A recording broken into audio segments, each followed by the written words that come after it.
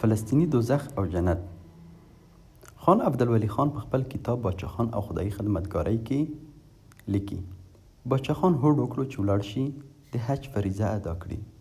د حج له فریضې ادا کولو وروسته یې هوډ وکړه چې له عربي نړۍ څخه هم لیدنه وکړي.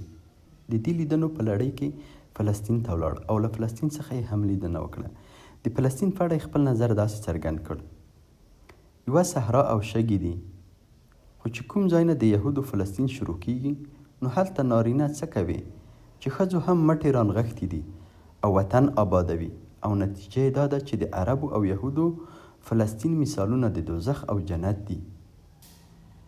دې خوا هغه سرې او تودې شګې همغه شان پرتې دي لکه څنګه چې د آدم علیه السلام په وخت کې وې، او هی خوا یهود ورپورې نښتي دي د موجوده زمانې د ساینسي زده کړو په مرسته، او په خپل همت یې ترې جنت جوړ کړی دی.